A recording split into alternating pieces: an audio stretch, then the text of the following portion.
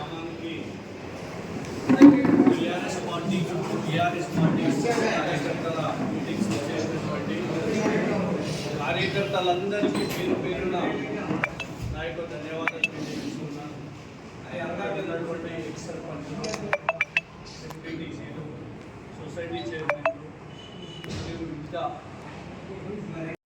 దృష్టిలో లేదు. మురం నాపుతున్నట్ట లీడర్ నాపేటోళ్ళు మీరు నన్ను అనుభవాలు చాలా చూస్తున్నారు.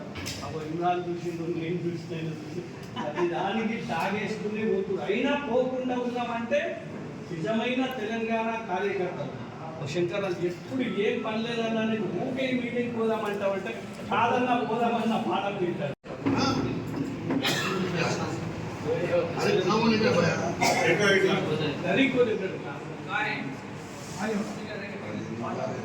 अरे पानी दो एक ग्लास में ले बेटा एक गिलास में पहले शेयर मेरे पास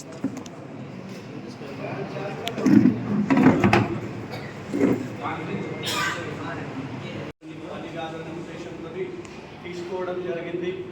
కానీ ఆ మూర్ఖులు ఏదైతుందో మళ్ళీ ఏ పార్టీ రూలింగ్లో ఉంటే ఆ పార్టీలోకి వెళ్ళిపోయి మళ్ళీ ఆ జెండా ఉంటుంది.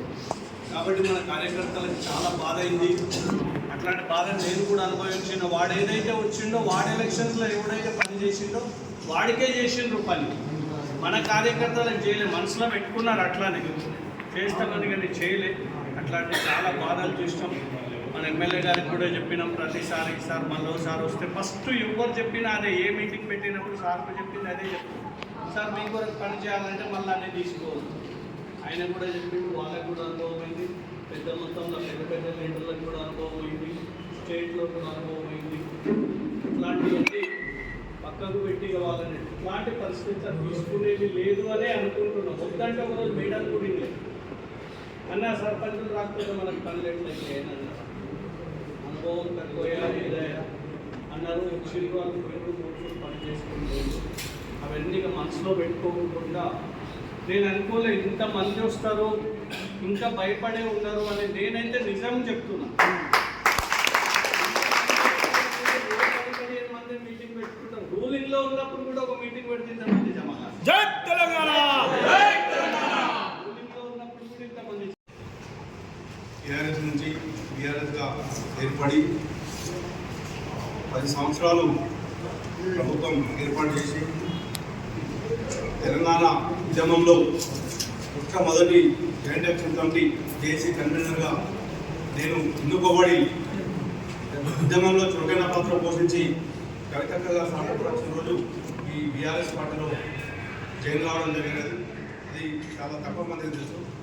ఆ రోజు నుంచి ఈ రోజు వరకు మేము ఎన్ని కష్టాలు పడ్డాం, ఎన్ని నష్టాలు పడ్డాం, కానీ పార్టీని వదులుకోకుండా పార్టీ నియమ నిబంధనలకు కట్టుబడి తిన్నా ఉపవాసం ఉన్నా, మాకు కేసులైనా ఏదైనా ఏ మాట వచ్చినా అన్నింటినీ కట్టుకొని నిలబడి మేము 2 సార్లు షకీలన్న గారి ఎన్నికల కోసం భారీ మెజార్టీ మా గ్రామం నుంచి చూపించి, మాది పెద్ద గ్రామం నీలం పెంజాల మండలం, 2 సార్లు కూడా అన్న విజయం సాధించిన సందర్భంలో మా గ్రామం నుంచి ఎప్పుడు కూడా మెజార్టీ తగ్గలేదు.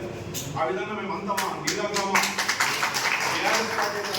నేను సుల్తాన్ భాయ్, గొప్పలు ఖాళీద్ భాయ్, డాక్టర్ రావాచారి, మేమంతా అబ్దుల్ భాయ్ చాలా కలిసికట్టుగా గంగాధర్ సీను. మా దగ్గర ఎట్లా అంటే అందరూ ఏమనుకుంటారంటే నీలా అంటే ఒక రకంగా చూస్తారు, కానీ మా అంత మంచి చెప్పాలనుకుంటామో కొన్ని విషయాలు ఏ ఊరికొక్కరు అసలు మన పార్టీ పరిస్థితి ఏంటి, మనం నిలబడితే రేపు మన పరిస్థితి ఏంటి, ఏమేమి బాధలు అనుభవిస్తున్నామో చెప్తే నోట్ చేసుకొని సార్కి చెప్తాం. ముందు ఎలక్షన్లకు కూడా ఎట్లా పోదాం. నేనైతే అదే నియమించాలి ఏమో అనుకున్నాను. ఇప్పుడు జనాన్ని చూస్తే మాత్రం ఇంకా మా బెల్ట్ చాలా తగ్గింది కొద్దిగా. ఎందుకంటే వచ్చేసి లీడర్లు బాగా భయపెట్టిస్తున్నారు. మనం ఎవరిని భయపెట్టియాలి. 10 సంవత్సరాల కూడా